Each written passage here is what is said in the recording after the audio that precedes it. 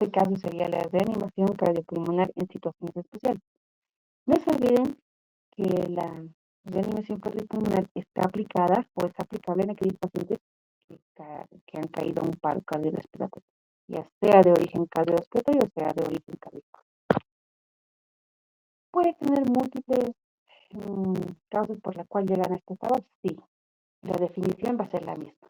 Va a ser la adaptación del algoritmo que ya han repasado en la parte de la reanimación básica como avanzada de la reanimación de forma estándar, ¿no? Pues es un algoritmo que ya ha sido aplicado anteriormente en pacientes y han tenido éxito para poder sacar del paro al paciente. Por eso, estos algoritmos son adaptados a las condiciones clínicas que el paciente viene. Por eso dicen situaciones especiales. Puede ser a las situaciones clínicas que el paciente viene, porque puede ser por una hipoxia que vamos a ver, por una, puede ser por una anafilaxia, puede ser por una sepsis, pero el paciente cae en paro. Pero en condiciones ambientales también, como la parte del congelamiento o la parte de los pacientes que han sido han caído al RCP, pero por obstrucción, pero por obstrucción en este caso por ahogamiento o sumersión.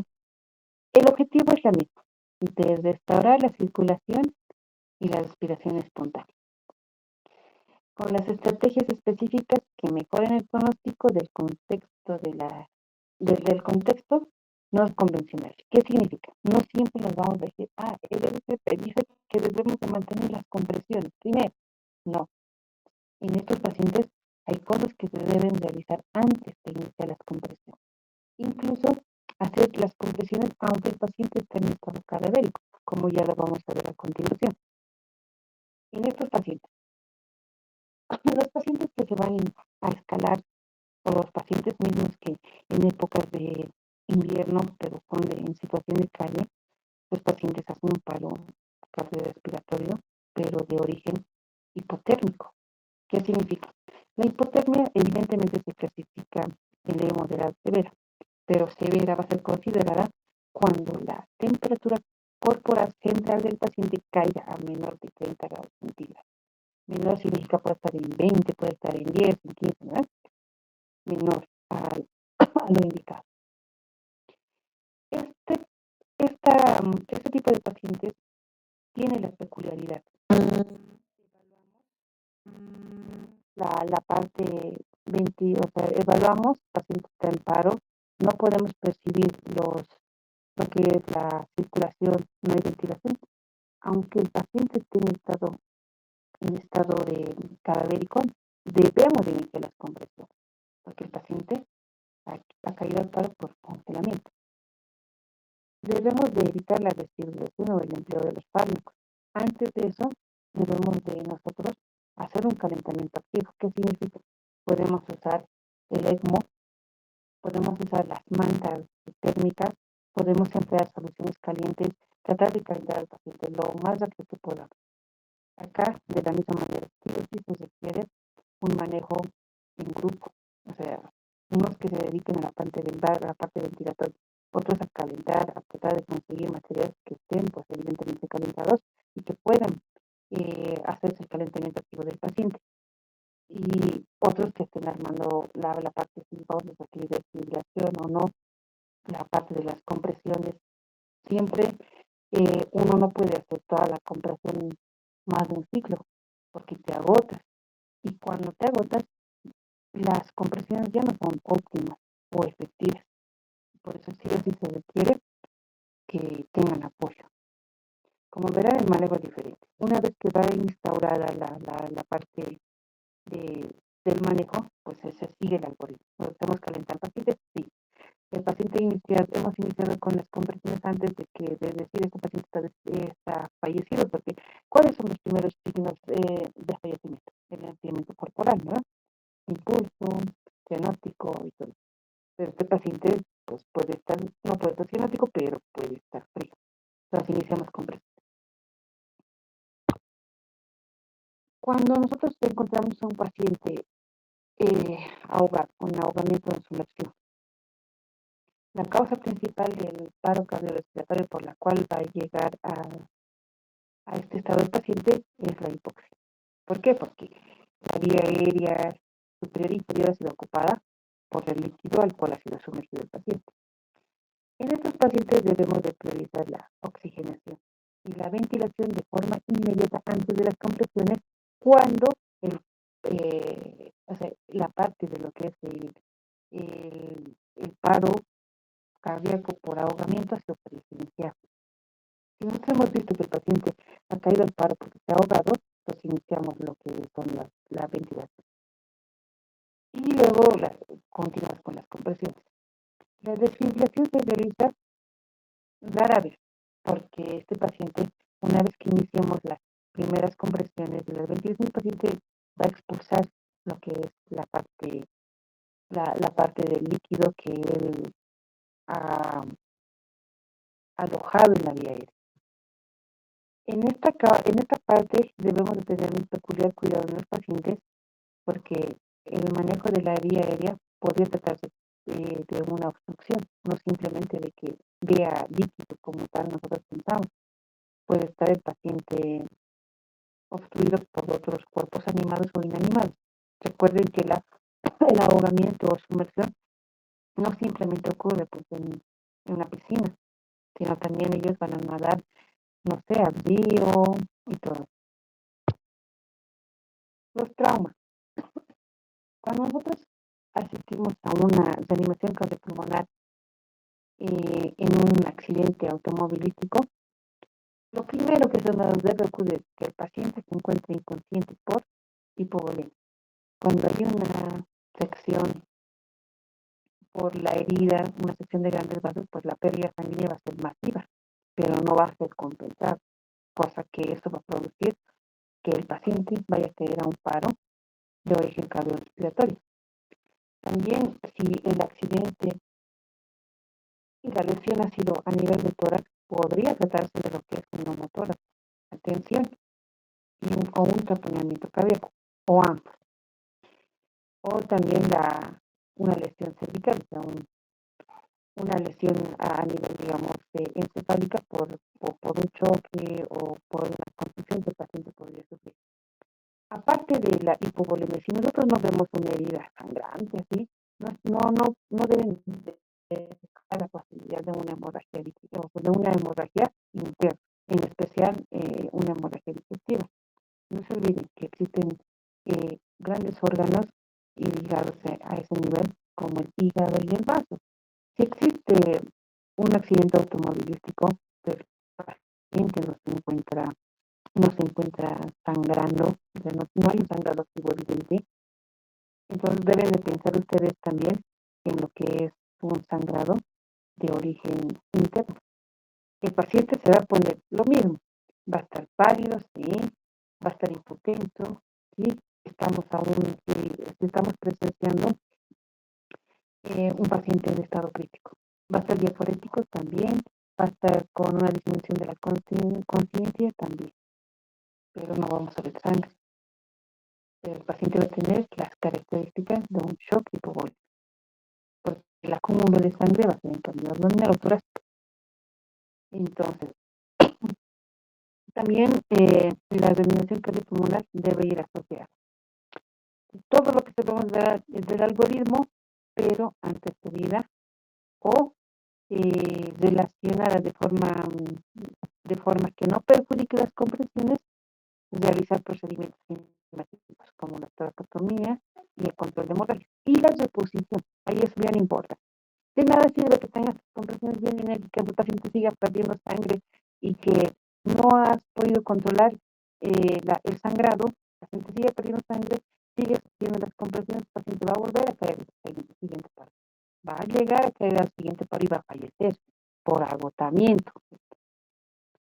No cierras el origen por la cual la puerta de salida por la cual está saliendo la sangre, pero sigues metiendo hemocomponentes de la misma manera, el paciente va a caer a un siguiente paro y va a llegar a fallecer.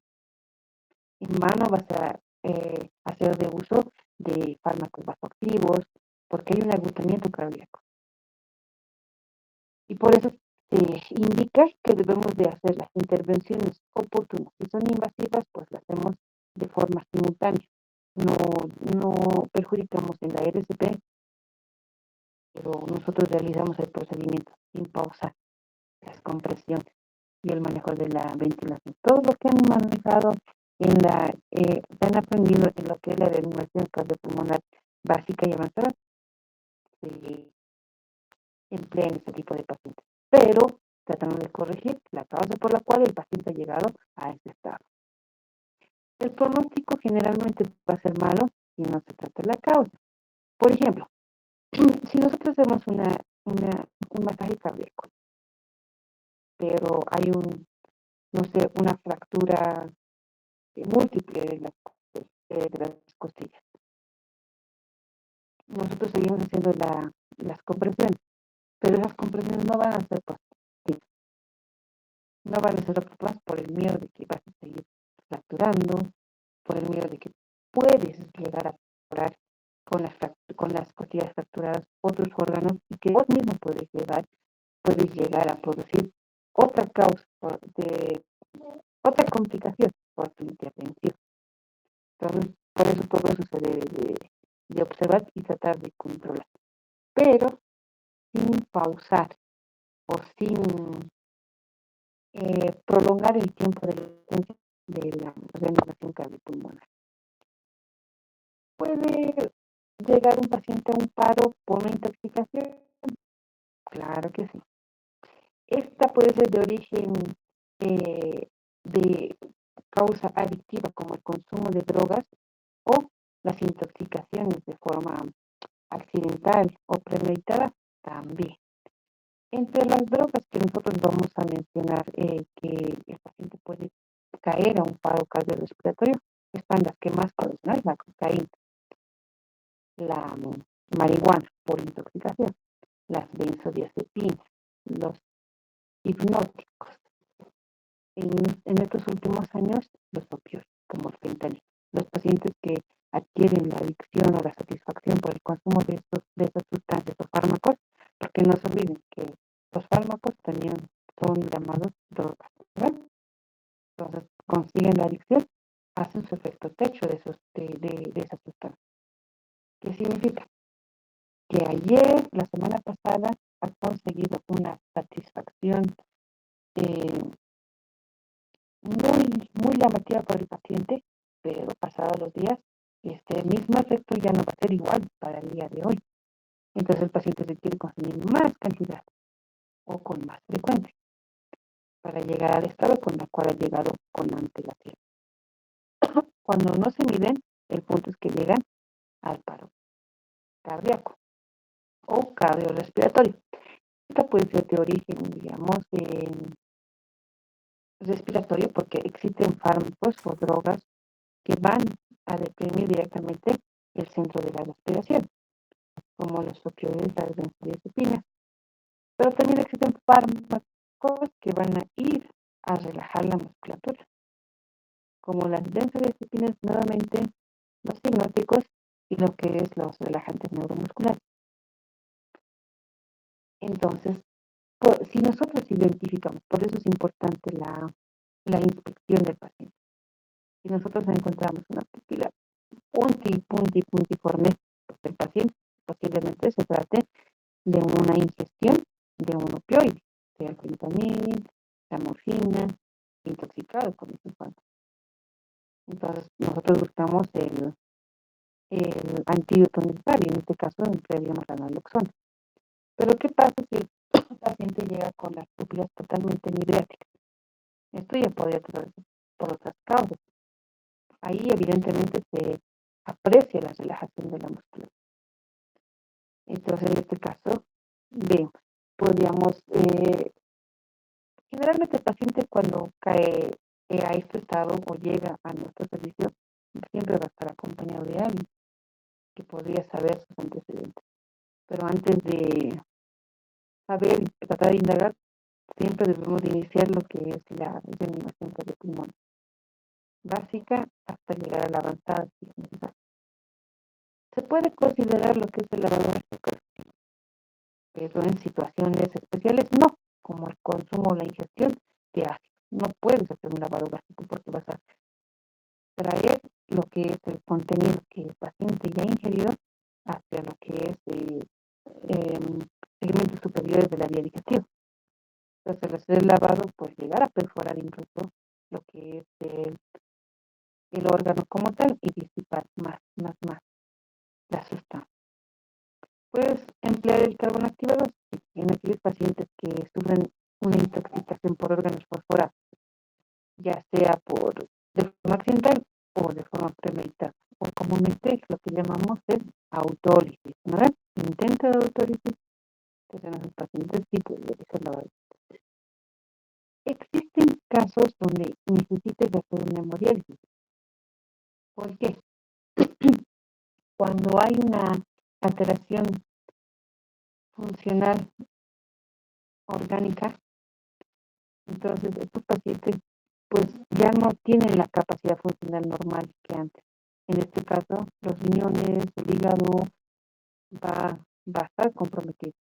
Y si no puede depurar el riñón las sustancias, en este caso tóxicas, se debe de acudir nomás a una circulación extracorpórea, como se dice, que es la hemodiálisis.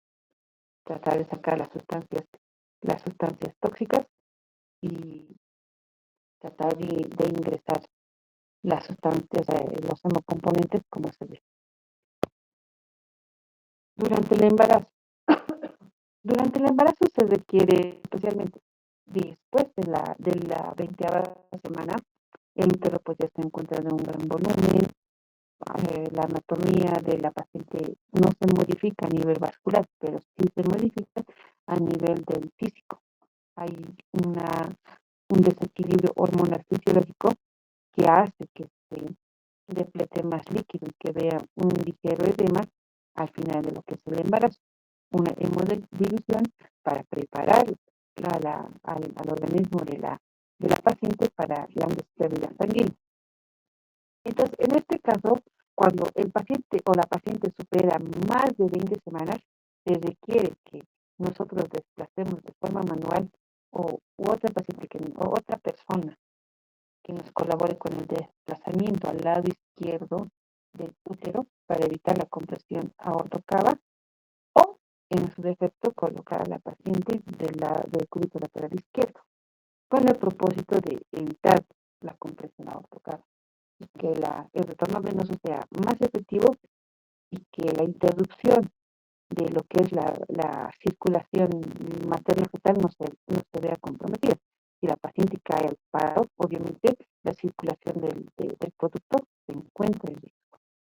La oxigenación y la vía aérea en este caso debe ser prioridad. No se olviden que la arquitectura de la vía aérea eh, se altera durante el embarazo, especialmente en los últimos trimestres. Los vasos, la mucosa se encuentra más vascularizada, más lábil a cualquier tipo de manipulación, la paciente empieza a sangrar. No existe, digamos, una alteración de la coagulación, sino existe una fragilidad capilar por el recambio o por la alteración fisiológico hormonal que existe. Esto ocurre en todas. La vía aumenta de peso, hacen edema, se modifica la periodora, se encuentra más estrecha. En este caso, por eso se debe tener cuidado para el manipuleo y se debe priorizar porque el producto requiere oxígeno, ¿no? En el caso de que nosotros ahí controlamos lo que es los 5 minutos de oro, no hay circulación posterior al inicio de las compresiones. A los 4 minutos, al quinto minuto ya se debe de considerar, ya se debe de decir que el paciente va a entrar a una cesárea, con el propósito de que el producto se pueda salvar. Y esto ya es una cesárea perimortem, donde sacamos al producto y la madre pues puede llegar igual a fallecer o también puede llegarse a salvar porque ya no va a tener la compresión y también se va a intentar reponer o solucionar la causa por la cual ha caído el parto. Otra de las causas especiales es la anafilaxia. La anafilaxia evidentemente puede deberse a múltiples sustancias o fármacos. Puede existir anafilaxias ya eh, el paciente sabe. pero hay anafilaxias donde se dan de forma sorpresiva dentro de un procedimiento. Por ejemplo, si ustedes van a tener un paciente y les pregunta, y les dice, Doc, vengo por consulta y le cuento que desde 2 semanas estoy con una tos que no me deja dormir, deme alguna medicación. Entonces ustedes la van a indicar por vía oral, ¿no? No, pues la paciente va a insistir, no, es que necesito que me pongan, la de vía oral no me funciona. Entonces con lo le administro una penicilina, ¿y qué pasa? La penicilina le produce un shock anafiláctico o un shock anafiláctico, una reacción anafiláctica.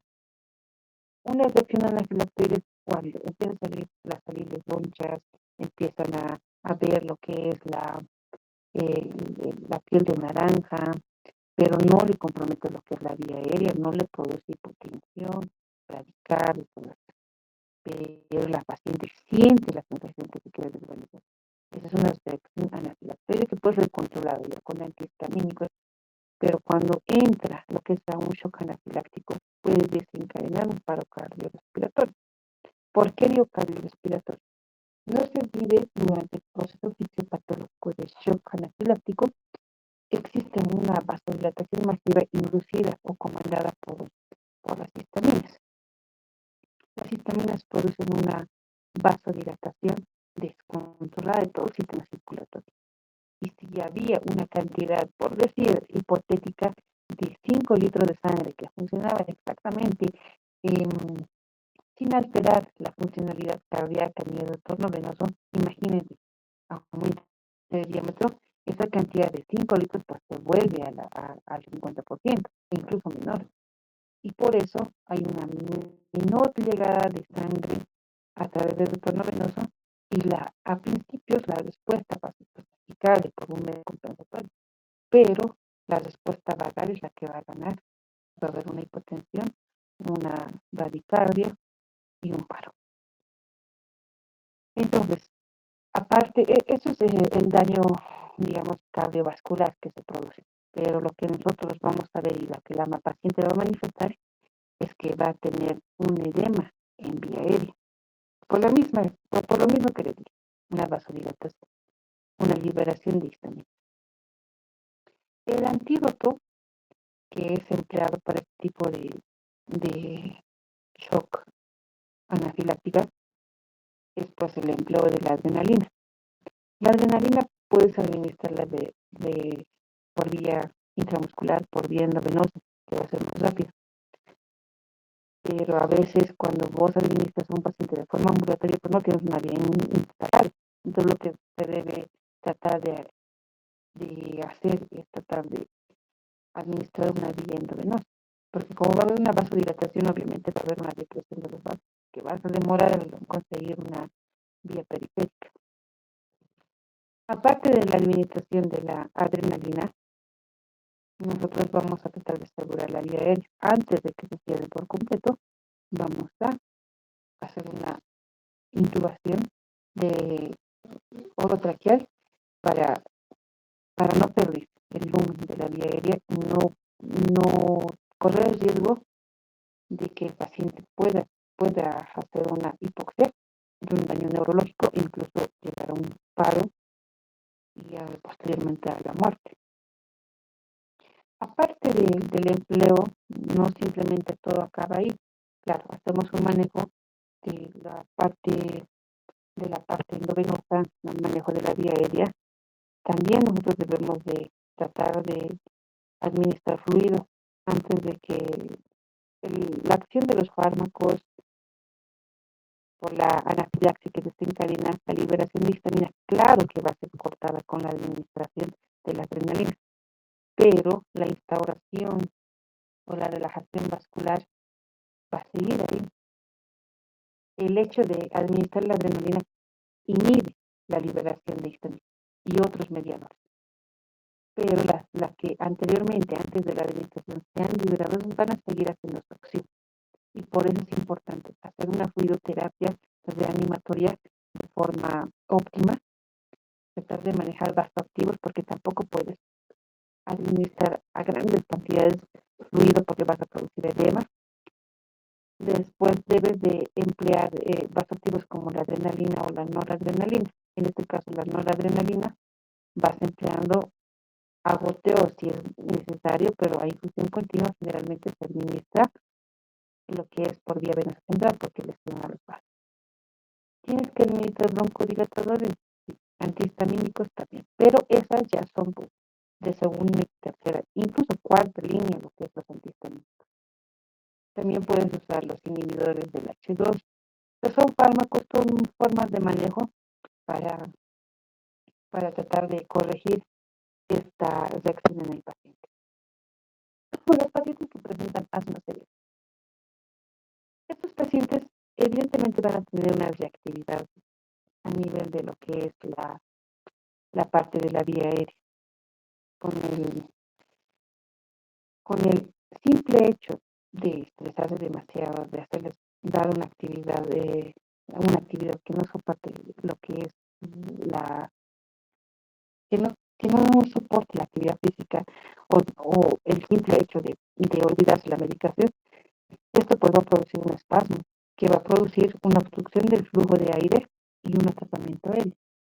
Esta patología va a hacer que la disminución o la hipoxia haya un paro cardiorrespiratorio.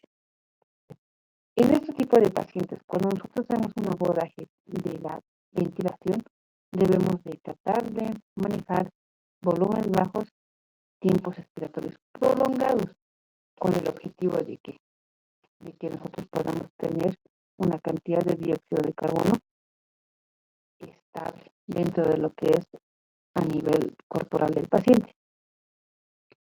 Y debemos de tratar de evitar lo que es la hiperinsuflación, porque por la misma razón, ¿no? Que anteriormente dijimos, mayor frecuencia, mayor riesgo de que hagamos isquemia por la disminución del dióxido de carbono. En estos pacientes, el tratamiento evidente es la broncodilatación, fármacos que pueden producir este mecanismo de acción, los esteroides de la misma manera, y en casos extremos, tratar de colocar una relajación neuromuscular, una hipnosis y un analgésico con el propósito de que no vea asincronía con el ventilador mecánico o con la ventilación asistida que nosotros vamos a darle. En los pacientes que sufren accidentes automovilísticos, como en el caso pediátrico que dijimos, este es en el caso de una reanimación cardiopulmonar en situaciones especiales. Si nosotros tenemos un tórax abierto, esto nos vamos a centrar más en la parte torácica, un tórax inestable, pues va a provocar una ventilación inefectiva. Incluso si nosotros damos volúmenes mayores o manejamos presiones que no son aceptables, vamos a producir lo que es un neumotórax. Atención. Y vamos a desencadenar el siguiente paro. Ya no va a ser por la causa, digamos, del accidente, de la politrauma que sufrimos, ¿no? Por lo que nosotros estamos dando grandes volúmenes a presiones elevadas, que va a desencadenar otra patología. En estos pacientes se debe realizar, durante la reanimación, se debe de hacer procedimientos que eviten la pérdida de sangre. Si hay heridas abiertas, pues sellarlas bien, que alguien vaya comprimiendo hasta que pueda ser controlado. ¿Qué significa controlar? Si hay un vaso grande, puede ser, no sé, suturado, campeado, pero no debe seguir perdiendo tanto. Y si hay pues una herida que compromete la caja torácica, tratar de estabilizarla para seguir con las compresiones. Y cuando hay un taponamiento, digamos, cardíaco masivo, la descompresión con aguja, la toracotomía, pues bien excelente durante la reanimación cardiopulmonar que nosotros estamos realizando. Porque, como lo dijimos, son causas por las cuales el paciente va a volver a caer al siguiente paro. Las compresiones pueden ser ineficaces si no se estabiliza la caja torácica, por el simple hecho que anteriormente hemos mencionado, de que al hacer las compresiones puedes lesionar otros órganos con las costillas que ya tenía el paciente fracturado. Entonces puede desencadenar otras compresiones. En el caso de shock séptico, en el caso de shock séptico va a haber el paciente posiblemente no cuente con la vía, pero tratas de buscar una vía de forma inmediata porque va a ser una fluidoterapia. Existen casos donde los receptores catecolinérgicos ya se encuentran agotados, donde quieres hacer uso de vasopresores y antibióticos de forma empírica, porque no vas a mandar al cultivo, no, pues va a demorar, el paciente se va a fallecer. Instauras un esquema de antibióticos para controlar la posible, cuando viene el paciente séptico, la mayoría o es de origen gastrointestinal o pulmonar, entonces, o genitourinario. O en algunos casos vas a ver en aquellos pacientes que tienen una herida y se empieza a infectar. La reanimación debe continuar mientras se trata la causa subyacente. En todas las causas de situación especial hemos visto que sigue con la reanimación cardiopulmonar, sea básico o avanzada, pero se trata de corregir la causa que ha desencadenado el paro cardiorrespiratorio. Esta, aunque el retorno de la circulación sea difícil, sí o sí deben de tratar de seguir con las compresiones y la ventilación. Existen consideraciones éticas y decisiones de no reanimar, como la pregunta muy buena de su compañero. Sí, aquellos pacientes que tienen una patología terminal, pues en vano vas a hacer la reanimación, porque va a salir del paro, el paciente sí o sí, la mayoría de las veces requiere de una unidad de cuidados intensivos. Los familiares, la unidad de cuidados intensivos, por más estatal que sea, siempre compromete un gasto económico extra, porque hay algunos fármacos que no cubre el seguro. Y si estás en una entidad, digamos, privada, pues lo cubres todo. Incluso te cobran por anticipado. Tienes este monto, recién tu paciente puede ingresar a la unidad de cuidados intensivos. Entonces, si es paciente pronóstico terminal, no, pues no hay mucho que hacer. Salvo que los familiares te estén llorando y te presionen y tengas que hacer la reanimación. Existen esos casos, sí. Porque no se olviden que cuando no haces la reanimación, estás haciendo una omisión. Más aún si tienes familiares que te pueden hacer problemas legales. Si el paciente tiene un daño neurológico irreversible, de la misma manera, ¿para qué quieres sacar a un paciente en estado vegetal? Donde va a ser dependiente, la calidad de vida va a estar comprometida, siempre va a requerir de alguien para poder hacer sus cosas. Y va a ser el sufrimiento de la persona que va a quedarse a cargo de esa persona. La solicitud, esos, esos cartiles que acá no tenemos en nuestro medio, pero afuera hay carnet de no reanimar. Que cuando yo quiero que yo hago un paro, muero, no me reanime. Existe, pero aquí no. La decisión compartida de los familiares y los médicos. Si entran en consenso y dicen no, no reanimar, entonces no se reanima. Muchas gracias. ¿Tienes alguna duda o pregunta? Espero que hayas entendido y pues así es la vida. A veces estamos en este escenario donde debemos de dar lo mejor de nosotros.